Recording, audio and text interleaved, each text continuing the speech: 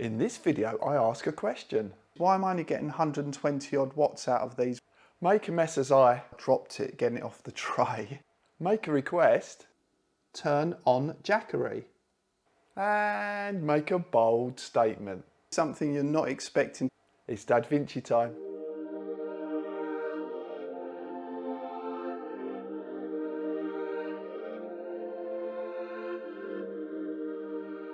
Further to our previous videos on the Explorer 240 and 500, we take our first look at the UK version of the Explorer 1000. And if you haven't seen those other videos as yet, it might be worth taking a look. I'm just putting the playlist up in the top corner right now. Just for clarity, Jackery aren't sponsoring this video, but they did send out the unit and the panels for us to do this review, so our thanks to them from us. Anyway, enough chat, let's go. So once you've emptied the box, this is what you're left with. So starting over here, much like the 240 and the 500 Explorers, you've got a little social media card there. You've got a warranty card there as well, which explains the process. And this comes with a 24-month warranty and also lifetime technical support. You get your main user manual there. You also get this little, what's called a gift I found in the box as well. So this looks like a parallel connector there to connect into the Anderson port on here for SolarSaga 100W panels. But I'll cover that more in the solar charging section later on in the video. You also get a handy little pouch, just like the other ones as well, which comes with a cigarette lighter to DC output to plug straight into the unit. And you also get your mains power brick here, and that comes with a UK plug as you would expect, which plugs into here, and then you have the DC input there to plug in and charge for the mains. So that's what comes in the box. Right, time for a quick look round now. So let's start up here with the inputs. So this is a standard type of port you get on the Jackeries, and this means you can charge from solar, from a vehicle, or from the mains power brick. Over here we have an Anderson port, meaning you can actually charge from solar, so that gives you a few more options on the input side.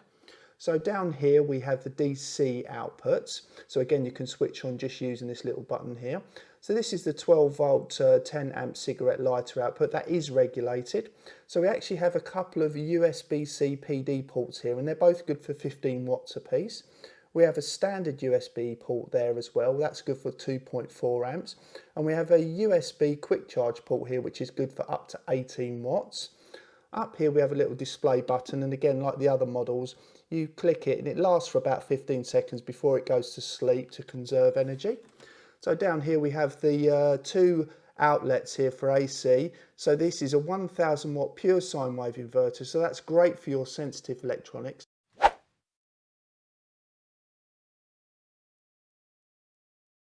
And that gives off 230 volts.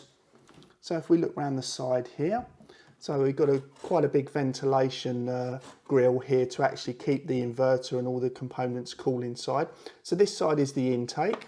So if we flip round to the other side, so you get the light here, and this has an SOS feature on it as well. And again, we've got another sort of ventilation grill here, and this is the output. So you must make sure they've got plenty of room when this unit's actually on to make sure it keeps everything cool. So on the back, there's nothing much to talk about. So that concludes our quick tour.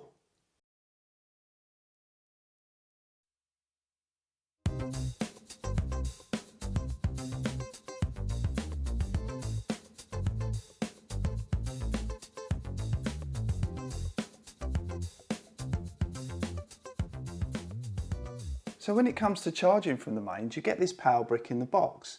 And as you would expect, this is an uprated version over the one that comes with the Explorer 240 and the Explorer 500. And this one's good for 24 volts at 7.5 amps, which equates to about 180 watts. As you can see, it's got a little light on there saying it's got power ready to go. So let's plug that in the unit now and see what we get. Let's let that wake up. Okay, climbing up now. Let that settle down. And it looks to have settled around 145 watts. So I'm just putting something up on screen now, direct from the manual. So that's charging from the mains covered. Time to cover off charging on the move now. So this is a cable that comes in the box, and this is a cigarette lighter input one end to a DC output the other end to plug straight into the unit. So I've got a battery just sitting off camera at the moment, and that's giving about 13.4 volts, adjusting for accuracy of this. So let's plug that in now and see what we get. Let's plug that in now, and let's plug that into the unit. So this is the standard cable that comes in the box. Let's wait for that to wake up. Okay, still climbing.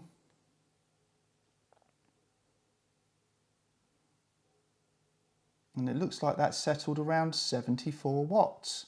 So I'm just putting something up on the screen at the moment, coming direct from the manual.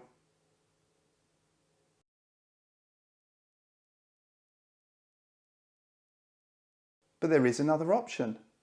So if you do want to charge your Explorer 1000 faster than the standard cigarette lighter cable that comes with it, you can always get yourself a travel adapter like this one from PWR+. And this takes your cigarette lighter output here and then turns it into a usable DC output here to plug straight in and charge the unit. And this unit here is good for about 90 watts. But what you will need is one of these K adapters here, and this is featured in the previous Explorer videos. And that just takes this DC output here and then turns it into an 8mm, which fits in nicely to the unit. So I'm just going to plug that one in now and see what we get. So I'm working on about 13.3 volts from here, adjusting for accuracy. So let's plug that one in now. Okay, that's showing that it's on. So let's see what we get on screen. Okay, it's climbing nicely now. Let's see where it stops. Okay, so that's stopping around 93 watts.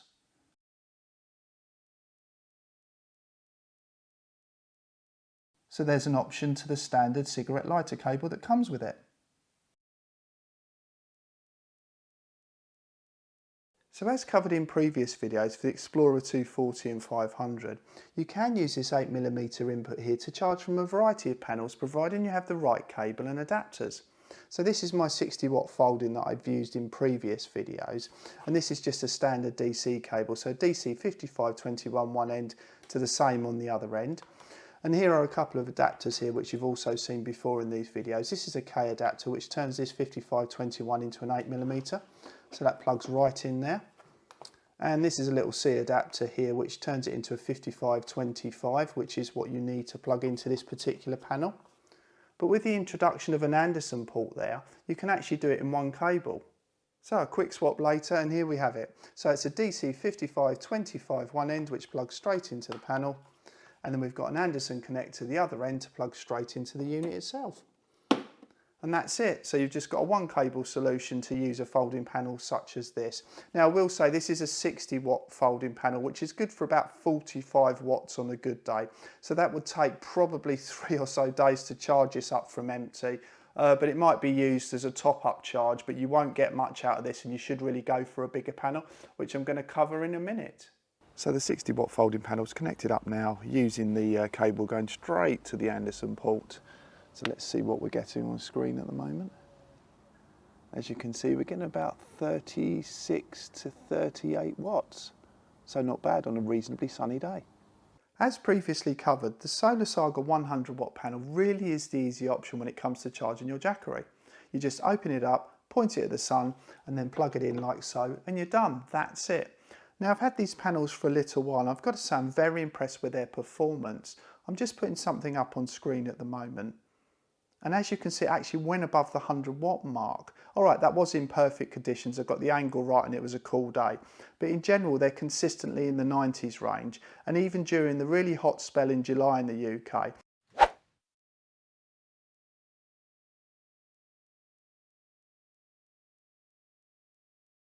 they're still delivering around the 80 watt mark. So I'm really impressed with them in single panel mode. So it's a reasonably warm day today. I've got both panels out at the moment, ready to go. So currently in single panel mode, so we're getting around 93 watts. So as shown earlier in this video, Jackery's thrown this little adapter here, which has two inputs there for your SolarSaga panels, and it has an Anderson connector there to go straight into the unit. So it really is as easy as just plugging it in and then plugging that in there like so and opening the panels up and you're done. And I'm just putting something up on screen showing you what I got from both of these panels on a reasonably cool day. So the question is, why am I only getting 120 odd watts out of these when in single panel mode I was getting probably about 100 and in some cases just over 100 watts. So now in dual panel mode using the Anderson port, so let's see what we're getting on screen. So we're getting about 114, 115 watts. So what I discovered was that you can only put these two 100 watt panels, and in fact any two 100 watt solar panels, in parallel to work with the Explorer 1000.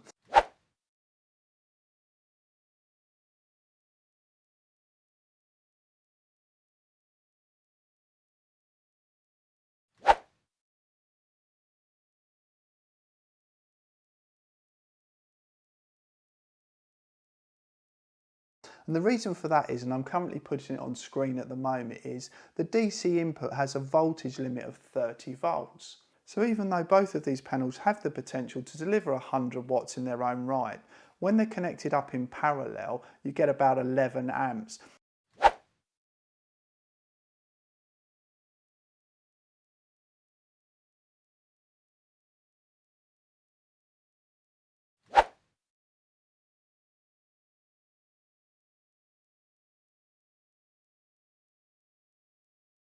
And because this input port can only accept about 7.5 of that, you're never really going to see the full potential of 200 watts worth of charging on the Explorer 1000.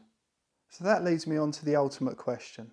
Should you go for a dual panel setup or should you just stick with one?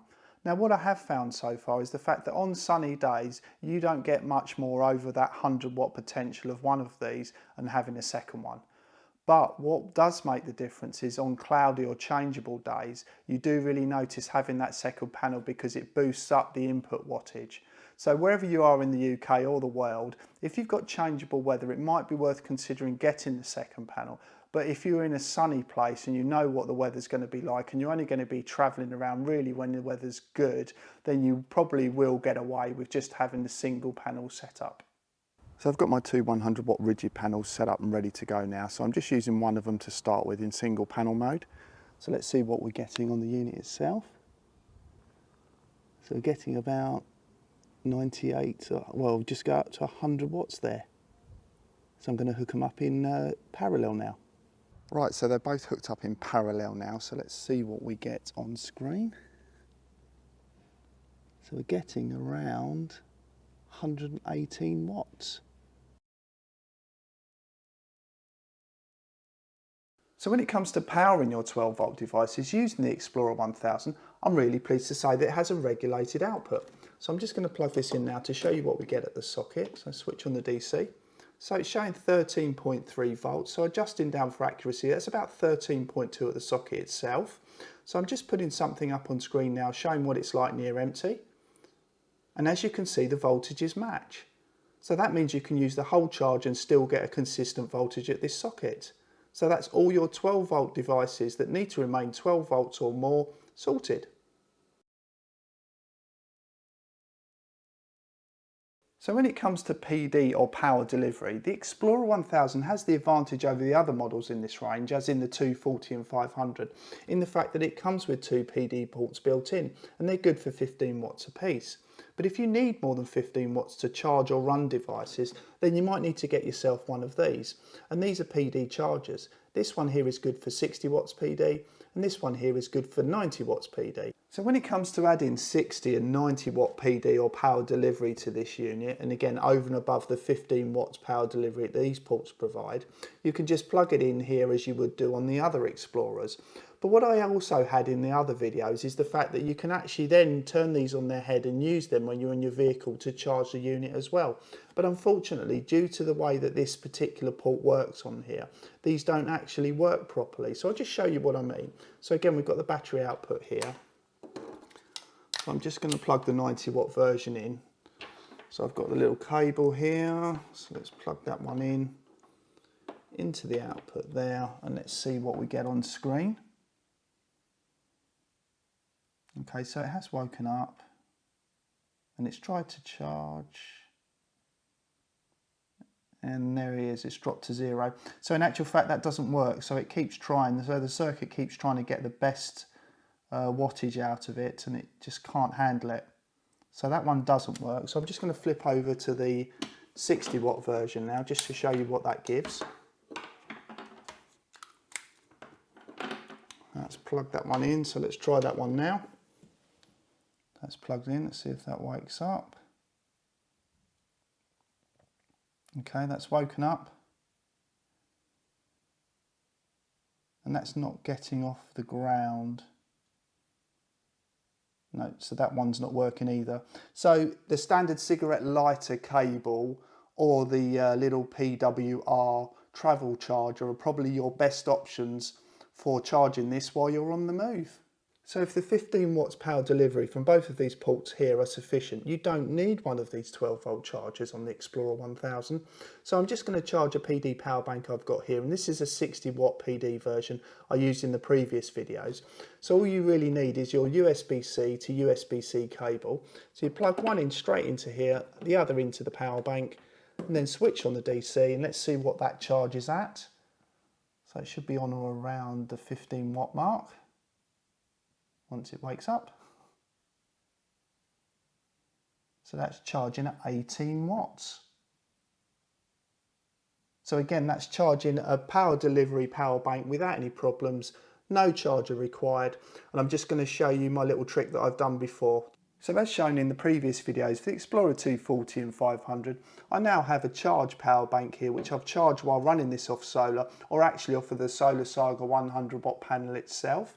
So I've got another cable here as well, which again featured previously. It's a USB-C to an 8mm DC output there to go straight into the unit. So let's plug it in now and see what we get on the Explorer 1000. So let's wait for that to wake up. And look at that. So it's hovering around the 60 watt mark. So bang on the money.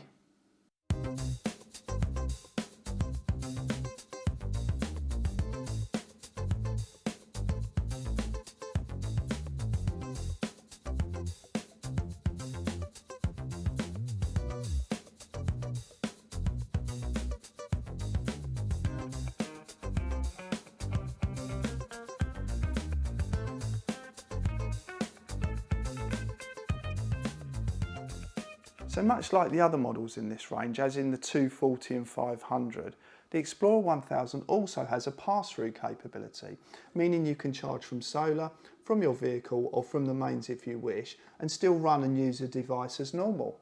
And as you'll notice here, I've got my new C15 Alpicool, and this is a compressor fridge cool box if you like. And I'm currently testing this with other power stations to get an idea of how long it runs and how well it performs. So there'll be a video coming up shortly on the channel. So if you're not subscribed, it might be worth subscribing and hit the notification bell so that you don't miss out if you're interested in getting one of these. And to be honest, this is a lot more efficient than my electric cool box that I've got, so thermoelectric cool box, and it uses a lot less power and it's not on constantly like that. So as you can see at the moment on screen, it's using about 29 watts, that's it really.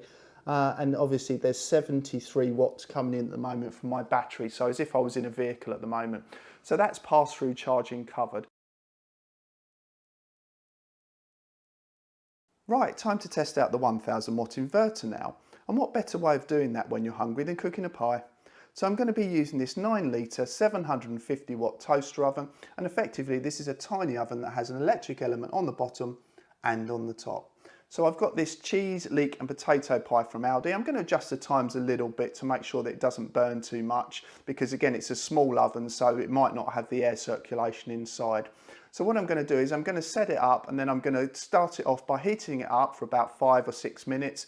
I'm going to put the pie in for a little bit longer again because there's not much air circulating in there, and then I'm going to let it do its thing, and then we'll see how well the Jackery copes. So time for a time lapse.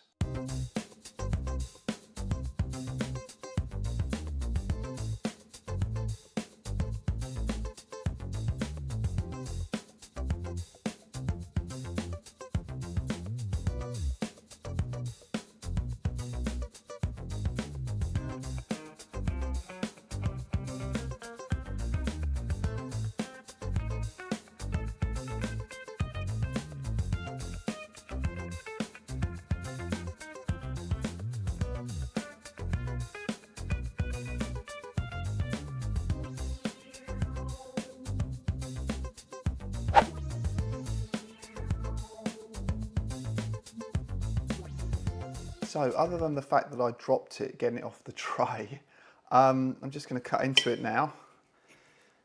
I don't know if you can see that, but it's piping hot, ready to eat. So ironically, I need to let this cool down and then I'm going to dig in. So, can it cook a pie? Yes, it can. So this video wouldn't be the same without me making a cuppa of some description. So I'm going to be making a coffee using my new Nespresso machine. And unfortunately my old workhorse expired recently. But this is a really good test for the inverter because it has a 1000 watt continuous limit, but also has a surge peak up to 2000 watts. So this actually uses between 1200 watts and 1310 watts. So this will actually be a really good test to see whether this copes or not. So let's get it warmed up now. So I'm just going to push the button ready to start it.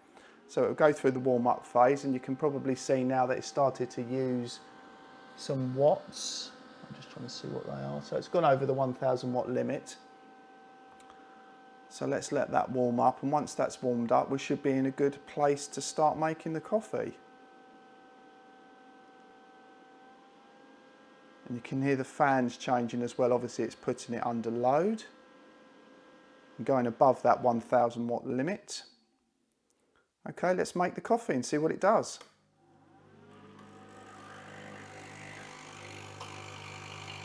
Okay, so it's making the right noises. And that looks like coffee.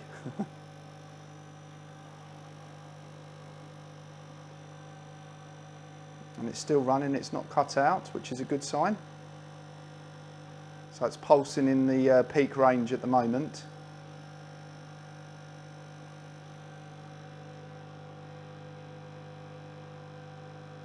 Always makes funny noises.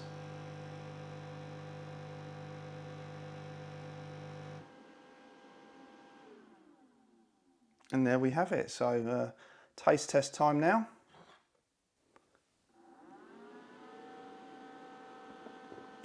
Oh, that's lovely.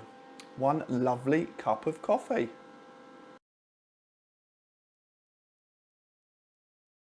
So this is probably something you're not expecting to see in this video or even on this channel. But I do a lot of washing in my household, and where possible I try and use the cold wash function to save some energy. And this is the brand that my family seem to get on most with, and it actually is cold wash compatible, and it does actually work. So what I wanted to do was do a slightly different inverter test and see if I could run a load using the cold wash function on my washing machine. So I think it's about time I cued another time lapse.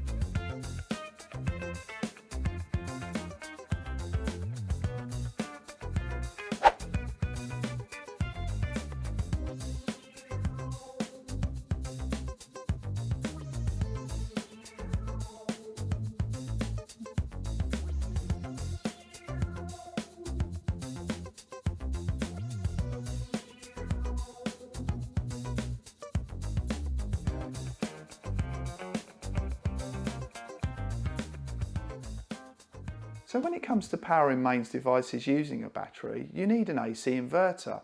And as you've already seen in this video, the Jackery comes with one built in. But what these inverters do is they also consume power even if they're switched on and you've got nothing plugged in them. And this is called standby consumption. And as you can see on screen at the moment, this Jackery uses between about 6 and 8 watts while it's powered up and nothing's actually being powered directly from the sockets. So what I wanted to do is, as the Jackery doesn't come with any kind of app or remote control facility, I wanted to find a way to control and switch off the inverter when it wasn't in use. So even if I was in the vicinity or away from the actual unit itself. So I got myself a SwitchBot. Now this is effectively a battery powered button pusher. So on the back here we've got a little sticky pad there, so you can stick that onto whatever you want to push the button on. The little arm comes out there which actually does the button pushing itself, and it is actually battery powered. So I'll just open the front up for you now. And as you can see, there's a little lithium battery in there. It's supposed to last quite a while, and there's a motor in there and all the fancy electronics to make sure that you can change this to what type of button you're pushing. So quite a nifty little device. And this particular device works on Bluetooth, so you can set it up on your phone or your mobile device, and you can actually control this from a reasonable distance away. And again, where this doesn't come with any kind of built-in app or any control via Bluetooth, this is really handy. So what I'm going to do is I'm just going to sort of literally stick this on now and just show you a quick test. Right, as you can see, it's stuck on now and ready to go, and I can still operate the button underneath to switch it on and off myself without that interfering. Also put a plug in here as well to make sure there was enough of a clearance in there. So I'm just going over to the mobile app now, so it should be switched off, which it is. So I'm going to push the button now and see what happens. And there you go, it's switched it on, so it's in press mode. So if we push it again, it should in theory switch it off. And there you go, worked perfectly. And again, you can always reposition this if it's not right. But yeah, that's brilliant. And it's going to work in the range of the Bluetooth, but it doesn't stop there. So if you're looking for more than Bluetooth control, so you want to control it using your voice assistants or actually while you're out and about away from the unit, you can actually get one of these little SwitchBot mini hubs. So this connects up to the internet or your Wi-Fi, so you can do that via a 4G router if you're in a camper van or out and about, or you can do it at home or wherever you have a Wi-Fi signal to use, and you can hook this up to, and then that controls this as well, so you can actually remote control this from anywhere in the world. So as you can see here, I've just got it connected to the USB output on the DC here, just so that I can show you this in one shot really, and it's actually powering it at the moment using about 2 watts at the moment, so still less than the inverter in its sort of standby consumption rate. But again, you can power this from pretty much anywhere you want, and again it's USB power, so really quite handy.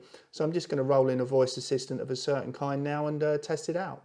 Right, so I've got my Amazon friend here. Obviously I'm not going to say the name, so let's try it out and see what happens. Turn on Jackery.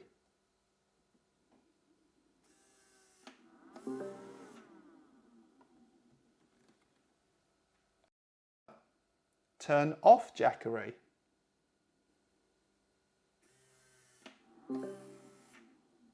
And there you have it, it works, brilliant. I'm going to just shout out to my other friend in the background and see whether that works or not. Turn on Jackery. All right, turning on Jackery.